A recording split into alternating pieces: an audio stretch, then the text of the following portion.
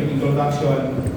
My talk number 2, Christian love and human desires, true and false humility, guilt and repentance, righteous and unrighteous anger, fear, faith, and fight. Ito yung anim na talks. Pagka po bibilangin natin, 85 slides po to. So baka hindi po tayo matatapos. 85 slides, so I will try my best to deliver the first 3 talks para po yung 3 talks sa susunod na po na teaching natin. So okay lang po sa inyo. Okay? So, ang emotions, we go to the introductory reference po from the Bible. Okay? Ito po yung sinasabi na, therefore, my brothers, I implore you by God's mercy to offer yourselves to Him, a living sacrifice, dedicated and fit for His acceptance. The worship offered by mind and hearts, adopt ourselves no longer the pattern of this present world, but let your minds be remade and your whole nature thus transformed. Then you will be able to discern the will of God and to know what is good, acceptable, and perfect. It is taken from Romans chapter 12, verse 1 to 2. Ito po yung introductory Bible reference on emotions. So parang ang sinasabi lang po nito ay if the norm is cheating, we should not cheat. Parang righteous tayo in presenting ourselves to the Lord. So, yun po yung pagkakaintindi ko dito sa introductory Bible verse na to, doon sa to. Okay? So, ang emotions is a natural, instinctive state of mind deriving from one's circumstances made and validated with others. Hindi ko mabasa dahil hindi ko po dala yung salamin ko. Pasensya na po yun sa computer. Okay? So, para kung maintindihan natin yung emotions, how this will work, kailangan po muna natin i-view and relate to emotions. So, number 1 is viewing and relating to emotions. So, there are 2 mistaken ways of relating to emotions. Number 1 is viewing our emotions as enemies. Yun, malinaw. Okay. Bakit ba? So, pinapawisan pa ako.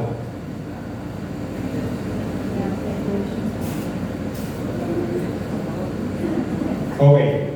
So, ulitin ko lang po yung emotions, ano po? And a natural, instinctive state of mind deriving from one's circumstances, mood, or relationship with others. Okay? So, yun yung meaning ng emotions. So, ito, kaparehas ano po? Feelings. Yun po yung similarity ng emotions. Okay? So, itong mistaken ways of relating to emotions, number 1 is viewing our emotions as enemies. So, dito, it's about repression. Pag sinasabi yung repression is sinusuppress natin yung nararamdaman natin. Okay?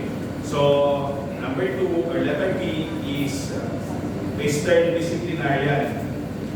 Ibig sabihin nito is tinitain natin, tinipigilan natin, or parang in-authority ka doon sa nararamdaman mo.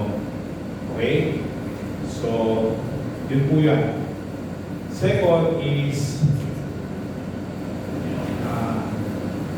relate to emotions as our master. Okay? So, ito is equivalent to emotional determinism. So, our emotions determine how things will work out.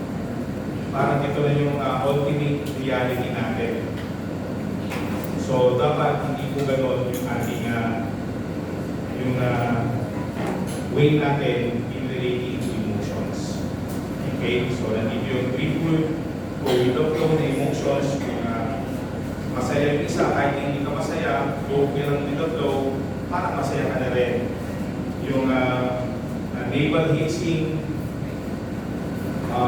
ito naman yung wala kang pakialam, basta masaya ka lang, sige lang, kahit na hindi dapat. Okay? So, yun po yung mistaken na ways relating to emotion. Okay, so, ito naman, the most helpful way to relate to emotion is to view it as servants. Okay? So, when we relate to the emotions as servants, ito po yung mga internal reactions natin designed to support proper response. Okay? So, kanina, tinatanong ko po kasi sa inyo kung ano yung nararamdaman nyo. Diba? So, kanina, sinasabi ko sa inyo, natatakot ako, diba? Siguro lahat din kayo natatakot kayo doon sa info, tama ba? Yes. So, fear. Meron tayong fear. Pero kung ano po yung proper response natin doon sa fear? Diba? Kailangan ba na maging OA tayo doon sa fear na yon? Yung response ba natin, matakot tayo na maging magsuot tayo ng face mask, diba? Na bawat galaw natin, bawat hawak natin ng bakal, alcohol. Diba? So, parang sinasabi dito, dapat may proper response tayo doon sa fear na yon. Ang proper response siguro natin para sa atin doon sa fear na nararamdaman natin doon sa end-quote na yon is to educate ourselves. Diba? Dapat yung proper knowledge doon sa sakit na yon. So, dapat yun ang proper response. Instead of mag-overreact tayo na mag-wear tayo ng face mask, siguro dapat natin pag-aralan kung ano ba yung sakit na ito na tinatatakutan natin. So, for me, dapat gawin yung proper response doon sa sitwasyon na yun. Okay? So,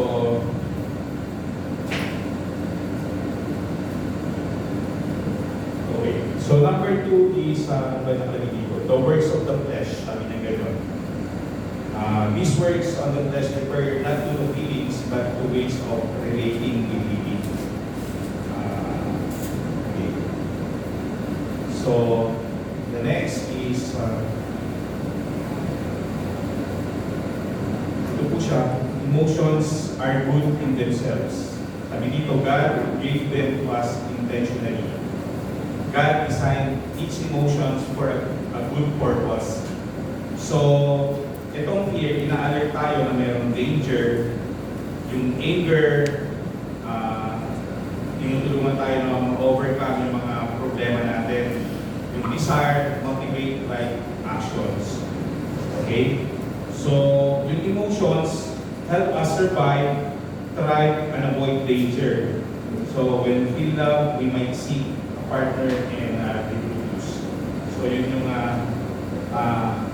para sa akin related dito sa emotions are good themselves. Okay? So, yung question ko ba so far? Wala naman. Okay.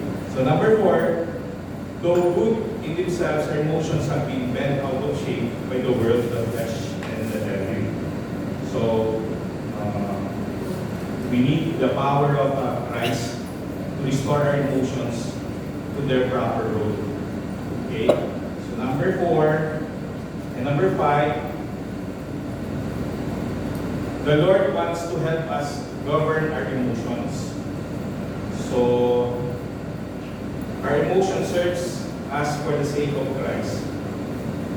Number 6, caring for our emotions properly so they can function well.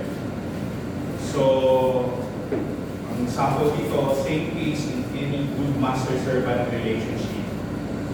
Saying no to our emotions as it is part of what is what it means to deny ourselves, pick up the cross, and follow. Okay? So, yun po yung first part. The second part is viewing our emotions as servants. Okay? So, our emotions as servants, letter A, we must receive the truth, live the truth, and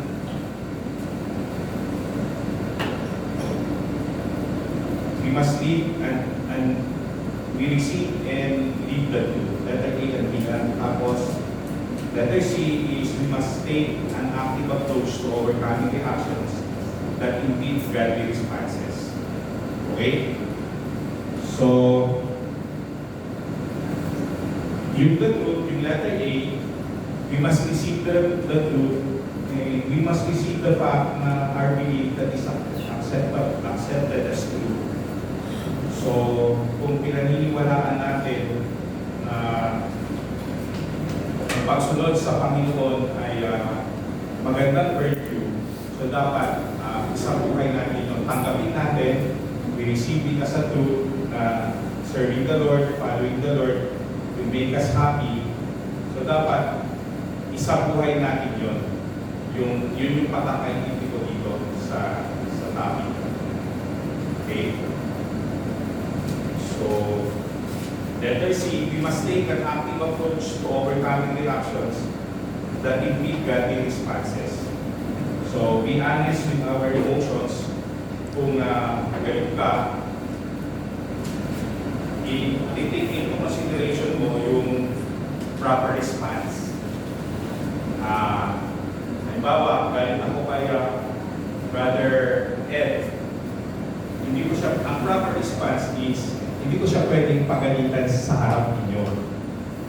So, pwede mo nga i-tame yung emotion mo by kalma ka lang muna, tapos pag dalawa na lang kayo ni Brother Ed, tsaka mo sabihin sa kanya. Yun yung proper response to sa emotion na nararamdaman. Okay? So, sabi dito, believe the truth, sabi nyo yun.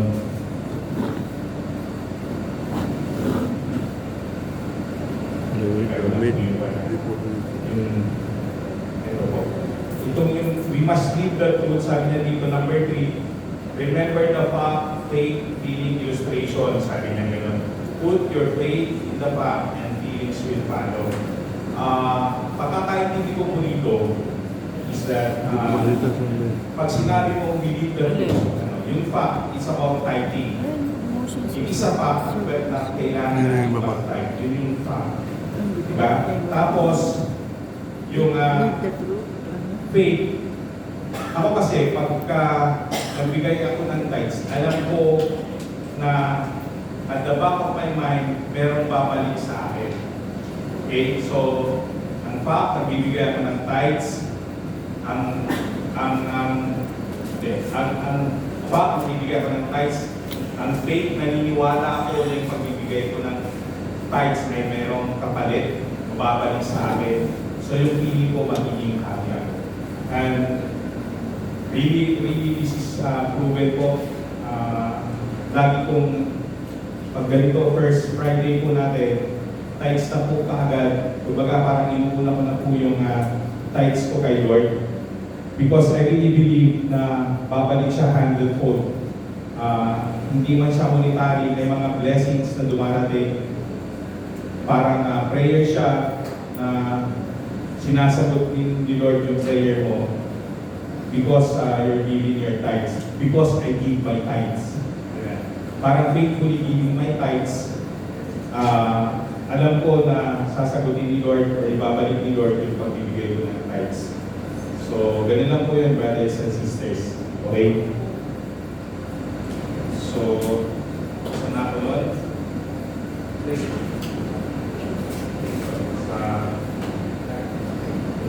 Saan po? Tapos na po yun. Okay. So, pasensya na kayo, may PowerPoint ako, meron pa po yung notes ko para mawala po ako. Okay. So, dito po, we must take an active approach to overcoming the actions that impede godly responses. Nakalagay po ito, syempre, we ask God for help. It is the Holy Spirit that has amazing work. Tapos, ESPCP. Tapos, number 4, repent for wrong behavior. Tapos, decide. Tapos, number 6 po is that exercise authority as sons and daughters of God. So, authority is not that you are the boss, but you are in authority because you speak the truth. Yun lang yun. Parang sinasabi is that hindi ikaw yung boss. May authority ka dahil yung sinasabi mo ay yung tama. So, yun yung ibig sabihin po ng response na to. So, exercise authority. Tapos number 7, siyempre apply the basic Christian teaching in daily life. So, yan po siya. So, yun po yung emotions. Okay, so, dito naman, sa next slide po is we can offer some advice on handling problems with emotions. So, if they are normal problems, syempre, normal lang po yan. Walang parang milder problem lang yan. Pero pag more serious problems, dapat po don't panic. Huwag tayong mag-insist ng instant cure. Kasi pagka nag-panic tayo, baka mas mali po yung magiging approach natin sa emotion. Hindi natin ma-handle yung emotions at pag-away-away pa po tayo. So, yun lang po yung sinasabi po. Tapos, lagi magdadasal lang po kung tama po ba yung response natin dun sa emotion. Tapos, pag more serious talaga, problema talaga, i-admit natin na may problema. I-admit natin na may problema.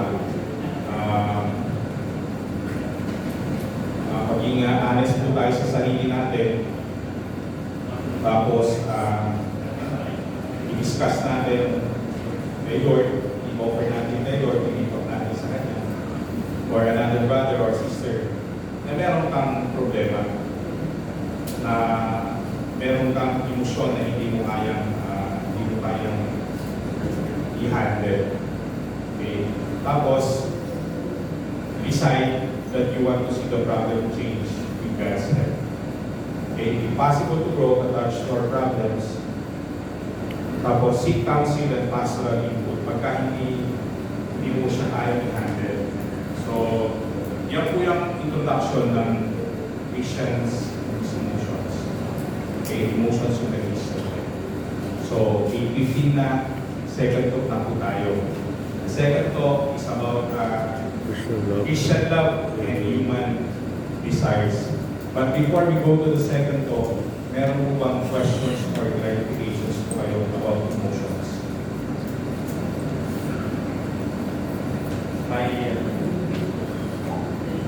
Wala na po.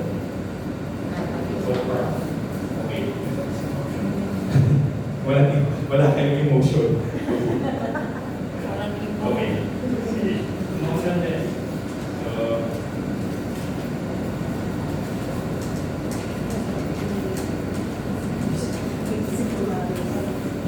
Okay. So, yung emotions, pagka may problema po tayo sa emotions na hindi natin ma-handle, we just, para sa akin, balikan na po natin yung slides. Pag titinan nyo yung slides, meron pong proper response doon sa reaction, doon sa anger, sa lahat ng emosyon na nararamdaman nyo, may automatic yan na reaction. Pag galit ka, gusto mo, galit ka agad. Pag takot ka, gusto mo, natatakot ka na agad eh. Dapat lang po, doon sa emotion, dapat ma-handle po natin siya na may proper response doon sa emotion mo, sa instant emotion mo. Gaya ng example ko kanina, pag galit ka sa isang tao at maraming tao ang nakaharap, huwag mong i-reverse yung emotion mo na galit ka doon sa tao. So yun lang po yung pinaka-main dito. Tapos pag may problema kasi emotion, back to the basic, leave it to the Lord. Pag hindi kaya, pag hindi mo na kaya, sabihin mo sa isang brother natin, sister natin, sabihin mo na may problema. So yun po yung pinaka-basic introduction po is about emotions. Okay? So the next topic is Christian love and human desires. So ito meron po 9 slides lang po ito, konti lang po siya. Dito po naman, we'll have a topic on desires. Desires, pag-usapan natin po yung desires, tapos the Christian rule of life, love for God, love for others. Tapos the third topic about dito po sa Christian desires is things we can do to get our desires to serve us. Okay? So, dito po tayo sa desire. Meron pong tatlong important fact about desires. So, our desires can help us, tapos our desires can hinder us, and our desires can change. So, mga self-explanatory po ito. Pero ano ba yung desires? Ano ba ibig sabihin ng desires? Ano ba desire? Yung desire, yung gustong-gusto mo, di ba? A strong feeling of wanting or something, di ba? Okay. So, or meron kang gustong mangyari, yung desire mo. Okay? So, ano example ng mga to? Gusto natin. Gusto natin. Pwede, sir. Ano ba? Power. Gusto natin may mga desire tayo ng power. Gusto natin ng happiness. Yan, mga yan. Happiness, okay. Freedom. Gusto natin ng freedom. Tama ba? Gusto natin ng desire natin yun. Pera. Siyempre ako gusto ko rin may pera. Hindi talaga totoo. Pera, di ba? Pag mahirap ka pala, kailangan desire mo pera, di ba? Yun. Hindi talaga. Meron din may desire tayo ng ano, peace, kapayapaan, di ba? Yan yung mga desires natin. Okay? So, pag-usapan natin kung itong desires na to, kung paano makakatulong sa atin. Okay? So, itong desires are God-given and therefore infinitely good. So, ibig sabihin, binigay sa atin ng Panginoon itong desires na to. So, pero kung yung desires na yun, dinadrive ka into something, diba? Let's say, power. Gusto mo ng power. Pero yung pagkuha mo dun sa power na yun, eh meron kang inaapakan, meron kang sinasagasaan para makuha yung power na yun. Hindi ka natutulungan yung desire na yun.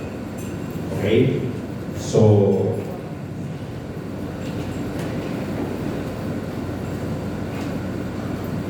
yan siya. Sabi dito sa number 2, desires are meant to serve us by helping us gain or do what is best for us and what we ought to have to do. So meron po siyang mga Bible verses dito to help us understand more. So from Psalm 63 verse 1, 1 Corinthians 14:1, 1 Timothy 3:1. Okay? So having the right desires can be just as helpful for us, and having the wrong desires can be harmful. So ibig sabihin, pag tama yung desires, makakatulong sa atin. Pagka mali, siyempre harmful. Okay? So, alam nyo dati, nung medyo bata-bata pa ako, ang lagi kong gustong-gusto ng kalakasan ko, di ba? Gusto ko lagi umaalis ng bahay para pumunta ng disco-disco, party-party. Di ba? Yun yung gusto ko eh. Pero habang tumatanda ako, umaalis ako ng party para umuwi ng bahay. Parang nagkakabaliktad. So yung desire ko nagbabago. Yung desire ko ng example ko ng hindi siya helpful eh. Mapupuyat ka. Diba? So hindi ka healthy the next day. Samantalang yung pangalawang desire, yung uuwi, tatakas ka doon sa party para umuwi ka. para mas magandang desire makakapagpahinga ka. So, yun po ako, nung medyo talaga ganun ang gusto ko noon, gusto kong gumimik. Di ba? Ngayon, tinatakasan ko na yung gimmick para makauwi ng bahay, tulog na lang. Ang daming nagaya ako sa ay bro, di ba? So, gano'n. So, ito po yung desires can help us. Tapos, yung desires can hinder us also. So, pwede rin siyang hindi tayo mag-grow sa ating emotions dahil yung desires natin ay binablock naman tayo. Kumbaga, nag-create siya ng difficulties na nagre-resolve sa delay. Di ba? Pagka hindi maganda yung intention. Okay? So, ito lang po yan. Meron pong mga nakalagay dyan kung bakit tayo nag-eager sa ating mga desires. Okay? Tapos, number 3, sa desires is our desires can change. So, our desires are not necessarily just events that we are stuck with them for the rest of our lives. So, yan po siya. Yung parang i-example ko sa inyo kanina na yung desire ko noon may magbabago. Nagbago siya nung habang tumatanda ako, habang nagmamature tayo sa Christian life, may nagbabago yung desire natin. So, for the better. Okay? So, sana po for the better po siya ng pagbabago ng desires. Okay? So, yan lang po yun sa desires. Tapos, diba, the second topic is the Christian good of life, love for God, love for others. Ito, siguradong alam na alam niyo po kung ano po yung Christian rule of life, diba? Giving oneself to others. Diba? Yan po si Lord, yung sample ng life po ni Jesus Christ. Yan lang po yung ibig sabihin dito sa Christian rule of life. Love for God and love for others. Giving oneself to, parang sacrifice yourself para sa iba. Denying yourself and carry your own cross. So, meron pong Bible verse dito, Matthew 22, verses 34 to 40. Yan po yung pursuit natin for Christian life. Okay? Sa letter C, nakalagay dito is Christian love is service love. Yung binanggit ni Brother Ed kanina na we serve to love. So yan. Okay? Ito lang po, yung example po ni Christ yung sinasabi ko po sa inyo. So, true Christian love is not simply positive feeling towards others or a romantic longing or desire for another person. Hindi po ganun. So, Christian love is the willingness to serve others, to be at their disposal, to lay down our lives for them. Yan po yung rule of life about Christian rule of life. Okay? So, Christian love includes emotions and feelings. Peace, however, is not what is central. Okay? Letter B, through our love, we are to become servants of others. It is in Galatians 5:13 to 14 and verse 16. Okay? So, yan po yung ibig sabihin dyan. Galatians, if you just read about Galatians 5:13 to 14. Giving of oneself to serve others. Okay? Tapos, ito. Yun yung rule of life. The next is the things we can do to get our desire to serve us. Okay? So, dito, kalagay dito yung mga basic strategy. Number 1, set your heart on loving God and your neighbor. John 14:21. This is not simply dry dedication or the dutiful obedience as slaves, but the obedience of sons and daughters. Number 2, surrender to the will of God. Number 3, be honest about your desires. Number 4, ask God to give you His desires. Number 5, actively cooperate with the Lord. Okay? So,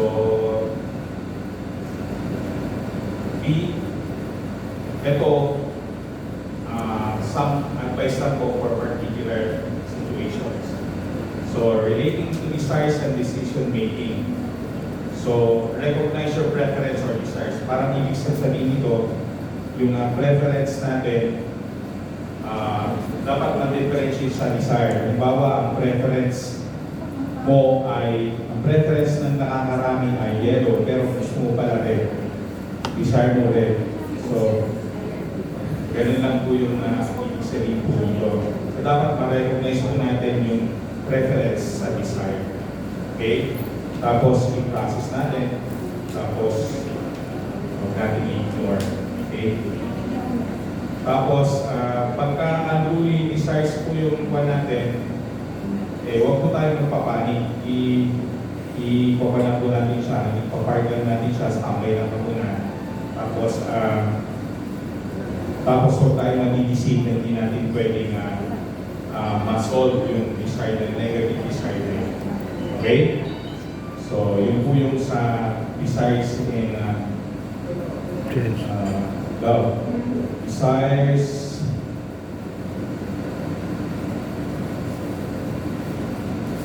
Christian love, and human desires. Doon sa second talk po yun. So sa third talk po is true and false faith, ay false humility. Okay? So, ito po, hindi ko na masyadong pinag-aralan, hindi ko po masyadong na-review. Kasi po, alam ko po na, alam niyo po yung true and false humility. Alam niyo po yung sinasabi na ang ganda mo, hindi naman eh. So yung mga false humility. Okay? So, ito, discuss lang po dito yung low self-esteem and lack of self-confidence manifest themselves in a number of ways. So, one way in which they are commonly manifested is in a person putting him or herself down. Okay? So, yan po yung false humility. Okay? So, alam niyo po yan, nilagay ko lang po dito. Yung timidity and shyness, sigurado alam niyo po yan. Insecurities, may magana man na, magana, insecure at magana, ang gano'n. Okay? Wow. Tapos, ito po, self-pity. Nagsa-self-pity ka sa mga nangyayari. Yun po siya. They may find their root in a lack of affection, personal attention, affirmation in our early years. So, may connection siya sa pagkabata mo. Parang ako po kasi noon, nung bata pa ako, hindi po ako confident. Parang ngayon, nervous pa rin po ako. Dahil parang hindi ko po kaya magsalita. Sabi ko nga po kanina, hindi po ito yung forte ko. Parang napilitan lang po ako kay Brother Nelson sa totoo lang po na tanggapin po yung talk. Pasensya na po talaga. Okay? So, hindi ko masyadong nabasa to. Itong true and false humility. Hindi ko masyadong nabasa. So, ito po, we will now take a look at true and false humility. So, dito, ito yung mga meaning dito na false humility. False humility is a refusal to recognize and assess exactly who we are in both our strengths and weaknesses. So, paano ba yun? Parang example ko ba kanina? Tama ba? Okay. Tama yun. Okay. So,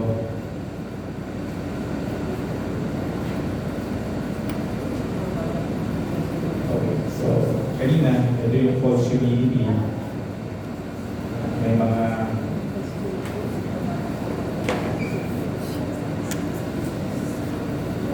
okay, so yan. One holds to false humility is often found putting oneself down, belittling oneself on one's abilities. In Philippians 2, verse 3, Paul exhorts the Philippians to count others better than yourselves. Okay. So, reading this from the context of false humility would cause one to have to say, I am less than or worse than everyone else. Okay, this approach of humility does not stand on firm foundation, for there comes a point where we'll be forced to say, surely, it's not better than I am. Okay, so a proper reading of Paul's exhortation does not mean thinking ourselves worse than everyone else. It requires that we place ourselves in a position of true humility. So let us now take just what true humility really is by looking at how Jesus demonstrated it. Okay? True humility requires we put on the mind of a servant. Philippians 1 chapter 1 verse 27 tapos verses 2 to 11. Yung po yung whole passage para po yung basahin po natin yung passage na yun para po maintindihan po natin yung real meaning ng humility, true humility.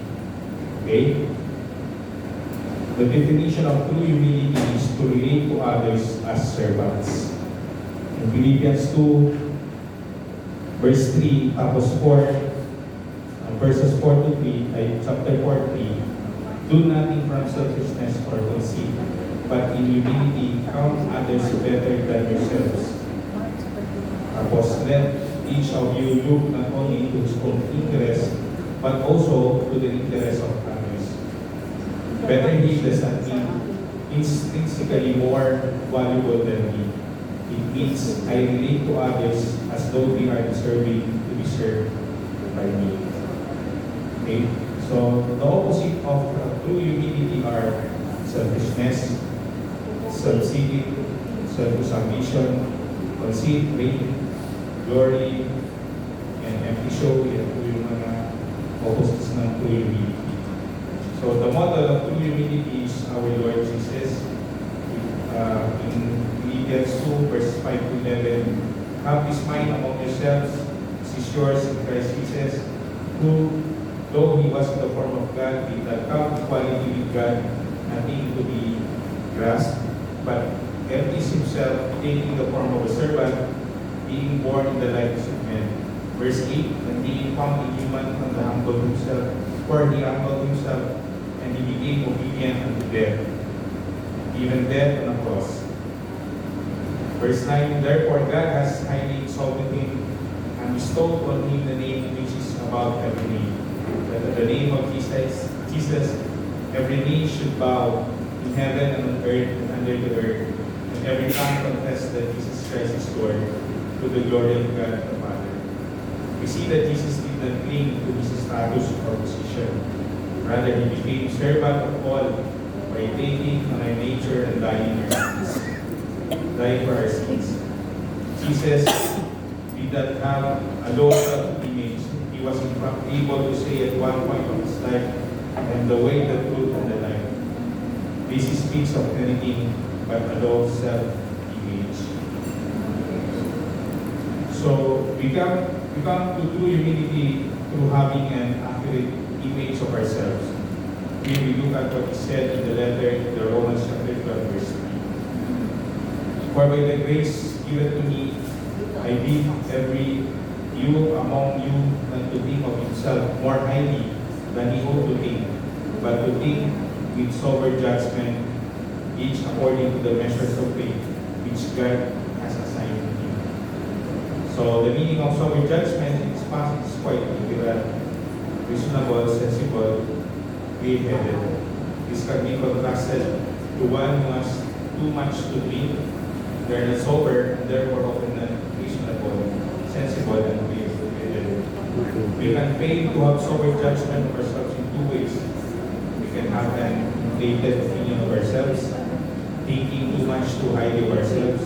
We can have deflated opinion of ourselves, thinking too little too lowly of ourselves. So there are two key truths that can help us maintain a sober judgment of ourselves. The truth of our injuriness is the recognition of our smallness before God and our dependency on Him. Please in Isaiah 40, verse 12 to 15. Job 38, 42. These 5 chapters, God forcefully makes the point to Job that he is creature, while God is not. Okay? So yun po yung mga scriptural passage po regarding sober judgment. Okay? So the next slide is about our strategy for overcoming our low self-esteem. So, to overcome this, we have to recognize the problem, prepare for behavior that causes the problem, live in the truth, ulit-ulit yung live in the truth, tapos self-confidence, tapos receive encouragement and affirmation from others. Kaya mo yan, parang ngayon, pinupush nyo ko kaya ko to. Tapos be patient, tapos pray, tapos may recommended readings po siya, the self-image of vision by Mark Cancer. Ito po is to how to overcome our low self-esteem. Okay? So, dyan po nagtatapos yung true and false humility. Okay, so tatlong topic po yung natapos natin, yung introduction about emotions, tapos human desires, tapos po true and false humility. So, in 30 po, tama-tama, 30 minutes po yung talk, tama, 30 to 45 minutes. Isa po ako ng 7:45, 8:40 na po siya, almost 1 hour na po yung pinagdadala po dito sa inyo. So, maraming salamat po. Sana po may part po ako na kahit na konti. So, yun po ang pasensya natin. Maraming salamat.